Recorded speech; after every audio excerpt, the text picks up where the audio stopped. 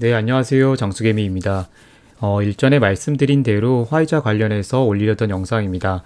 화이자 3분기 실적을 간단하게 살펴보고 거기에서 우리가 어떤 행간을 읽어야 하는지에 대해서 말씀을 드리고 이 한국의 제약바이오 투자자들이 놓치고 있지만 매우 중요한 이 화두에 대해서 말씀을 드릴게요. 네, 화이자의 3분기 실적이 발표가 되었죠. 이 간단히 내용을 좀 보시면 요는 굉장히 간단합니다. 회사의 총 매출은 이 4%가 줄었고 특허 만료 이전 그 혁신의약품 사업부인 바이오파마는 4%의 매출의 상승, 그리고 이 특허 만료 의약품 사업부인 업존의 전년 동기 대비 매출액은 18% 정도 하락을 했습니다. 여기서 투자자로서 보셔야 하는 건 아시는 것처럼 이번 3분기를 마지막으로 이 업존이 마일랑 합병하면서 비아트리스라는 신설 법인이 분할해서 출범하기 때문에 사실상으로 보는 화이자의 마이너스 실적이 아닐까 합니다. 품목별로 한번 보시면 이 팔보시클립과 그리고 아픽사반 그리고 폐렴구금 백신인 이 프리베나 의 경우 이미 연평균 5조 원대 품목임에도 불구하고 순항 중이고, 이 RCC 신규 약제인 엑시티닙은 현재 이 면역 가문 억제제와 병용 임상까지 진행을 하면서 향후 성장을 더 가속화할 예정이죠. 엑시티닙이 스테인에 이어서 화이자가 잘 뽑아낸 약제입니다. 이번 분기에 화이자에서 하이라이트 했던 것은 바로 이 바이오시밀러입니다. 화이자 실적을 유심히 보셨던 분들이라면 아시겠지만 이 보시는 것처럼 이번 분기 이 화이자 바이오시밀러는 4억 2,400만 달러의 매출을 기록을 하면서 이 빠른 성장을 보이고 있습니다. 특히나 하암제 바이오시밀러 포트폴리오인 룩시엔스나 자이라베브나 트라즈메라가 성장을 견인하고 있습니다. 4억 달러의 매출을 올리는데 이 한국의 바이오시밀러 기업들이 미국에서 몇 년이 걸렸는지 생각해 보시면 그 성장세가 폭발적이라는 것을 알 수가 있습니다. 화이자 그리고 암젠 등이 본격적으로 바이오시밀러 시장에 진입을 하면서 2020년은 바이오시밀러 시장의 경쟁 격화가 신호탄이 쏘아졌다라고 보아야 할 것 같습니다. 그러면 이제 화이자의 양대 사업부의 그 매출 비중을 한번 살펴보도록 하겠습니다. 특허 만료 전 의약품을 세일즈하는 바이오파마와 특허 만료 의약품을 세일즈하는 이 업존의 비중을 보면 2019년에는 바이오파마의 경우 70%대 업존은 23%, 2020년에는 바이오파마가 83%까지 올라가고 업존은 17%대에 머무르게 됩니다.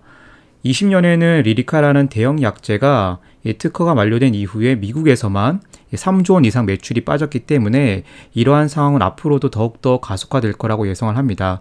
그렇기 때문에 이 화이자 주주들은 이러한 개선을 지속적으로 요구를 했고요.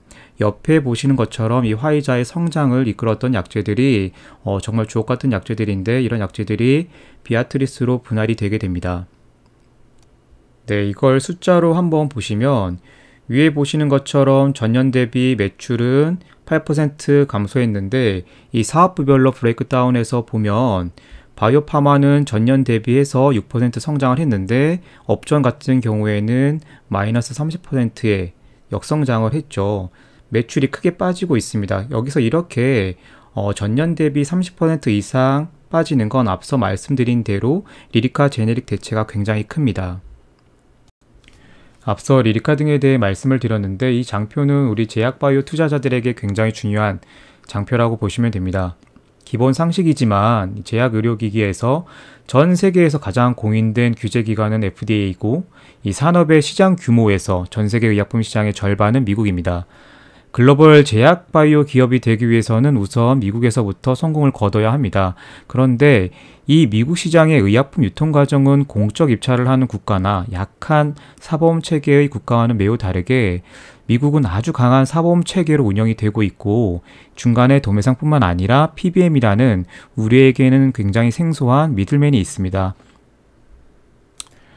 PBM은 약국과 계약을 맺고 각 처방약의 어떤 레임버스먼트나 리베이트 정도 그리고 조제료를 산정해서 제공을 하고 제약회사와는 자사 제품을 어떤 가격에 제공할지 협상하고 제약사는 PBM을 통해서 자사 제품이 우선 처방될 수 있도록 리스트에 포함시키고자 합니다.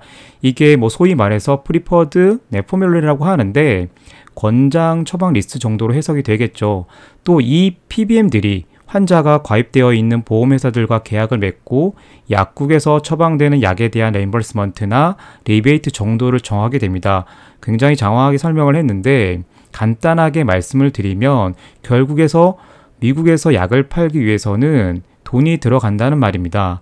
자, 아래 숫자를 보시면 6개월 동안 화이자에서 나간 비용은 이 세일즈 얼런스까지 포함하면 6개월에 거의 10조 원 정도를 썼습니다. 이건 우리가 아무리 좋은 약제를 만들어도 이 미국에서 세일즈를 하고 유의미한 매출을 내려면 이 대형 PBM이나 대형 도매 업체들과 협상할 수 있는 탑티어 제약사가 필요하다는 겁니다. 그렇기 때문에 이 세계적인 제약 기업이 되려면 조금 억울하긴 하더라도 반기에 한 1조 원 정도 이 유통마진, PBM이나 홀세일들에게 줄 수 있는 유통마진을 지출할 수 있는 수준까지는 도달한 후에 미국에서 단독으로 플레이가 가능할 거라고 생각을 합니다.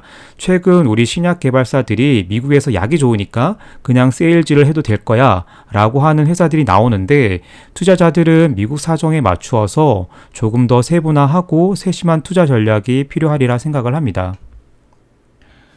네, 이제 본격적으로 비아트리스가 분할되어 상장을 했고 화이자 주주분들이라면 본인의 주식수에 맞추어서 비아트리스 주식이 다 입고가 되었을 겁니다. 저는 어제 이 비아트리스를 매도를 해서 다시 화이자 주식으로 바꿨고 이 다마고치도 그렇게 할 겁니다. 비아트리스의 비즈니스 모델에 대한 프레젠테이션을 들어보면 향후 잉여 현금 흐름의 25% 이상까지 배당을 하겠다고 하고 시가 배당률은 5% 선에서 맞추겠다고 하는데 자 그러면 이 현금을 어떻게 만들어내야 할지는 유추하기가 어렵지 않습니다. 그래서 직장인들이 더욱더 주식을 사야 하는 이유가 되기도 하는 거라고 저는 생각을 합니다. 네, 아무튼 화이자는 제가 누차 이야기한 대로 이 본격적인 성장 채비를 그들의 타임라인에 따라 진행을 하고 있고 저번에 희귀질환에 대한 이야기를 했다면 이 항암제 파이프라인을 보더라도 로슈와 비교했을 때 그 암종의 다양성에서 유일한 경쟁 회사이지 않을까 합니다. 여기 보시면 브라프토비, 맥토비가 있는데 이건 어레이 바이오파마를 인수하면서 추가를 시켰고 로슈의 알레센자가 점유하고 있는 시장에 곧 알크 뮤테이션에서 가장 강력한 약제로 알려진 로브레나가 시장에 진입을 하고 있습니다. 그리고 임넨스로 CDK 시장에서 강력한 포지션을 취하고 있는 화이자는 보시는 것처럼 여러 CDK 후보 물질을 보유하고 임상을 진행 중에 있고 이 임상들이 다 사실은 얼리 스테이지도 있지만 레이트 스테이지의 임상들이 굉장히 많습니다. 이런 경로를 가지고 확실히 파이프라인이 탄탄을 하고 그리고 제가 느끼기에는 그 파이프라인이 탄탄한 것보다는 그 파이프라인이 정말 짜임새가 있다 이렇게 생각이 듭니다. 그런데 왜 화이자의 주가가 지속적으로 정체되어 있을까라고 하면 이 숫자로 보이는 매출이 확대되지 않고 다른 제약 바이오 기업들이 2020년에도 지속적으로 시행하고 있는 이 조단위 자사주 매입을 화이자는 2020년에는 하고 있지 않습니다. 다만 펀더멘털을 구조적으로 개선하는 작업을 이제 거의 끝마쳐 가고 있기 때문에 현재 시가 배당률이 4%대에서 화이자에 대한 매수는 이 포트폴리오 차원에서 나쁘지 않다고 지속 말씀을 드렸습니다. 그리고 이 밑에 보시는 것처럼 전년 대비 5.5%의 배당금 증액은 이 저를 포함한 대부분의 노동자의 노동 생산성을 초과하리라 생각을 합니다. 그렇기 때문에 더욱더 이런 기업들을 포트에 넣어서 가져가야 하는 것이죠. 네, 마지막 장입니다. 화이자에 대해서 조금 더 강력하게 얘기할 수도 있겠지만 저도 화이자에 아는 지인분이 있고 그 지인분들이 요새는 정신들이 없기 때문에 오히려 화이자 주식을 조금씩 매수를 하시면 어떨까 그런 생각을 하고요. 다마고치 포트폴리오를 왜 올리지 않느냐 물어보시는 분들이 있는데 이슈가 있어서 그런 것이고요. 최근 다마고치는 현금 비중을 50% 이상으로까지 끌어올리기 위해서 주식 비중을 조금 줄였습니다. 여기 보시면 조금씩 계속 판 거고 이것뿐만 아니라 계속 조금씩 파셨다고 생각을 하시면 될 것 같아요. 한국, 미국 공이 줄여서 현금이 조금 넉넉한 상황입니다. 여기 보시면 요거는 제 계좌인데 저도 포트의 일부, 저도 계좌를 여러 개 쓰니까 포트의 일부를 해서 조금씩 좀 팔았다 생각을 하시면 될 것 같아요. 이 한국도 역사상 최고점을 외치고 미국도 외치는 상황에서 그 근거는 백신인데, 백신 접종까지의 레깅 타임을 생각한다면 현금 비중이 조금 더 높아도 되겠다 생각하고 계속 주식을 조금씩 팔았습니다. 여기서 또 큰 이슈 없이 시장이 가면 그동안 분석해둔 기업들을 포트에 담으면 될 일이라고 생각을 합니다. 화이자를 검색하면 화이자 백신이 나오면 화이자 주가가 어쩌고저쩌고 뭐 이런 것들이 저도 사실 많이 보는데, 저는 화이자의 고유 펀더멘털에 더 집중하는 편이고, 백신이 만약 화이자의 세일즈에 도움을 주게 된다면 그것은 그냥 촉매 역할을 하리라 생각을 합니다. 네, 화이자 관련된 내용은 이걸로 마무리하고요. 또 화이자와 관련한 이슈가 있을 때 형들과 생각을 공유해 보도록 하겠습니다. 형들 우리 장수해요.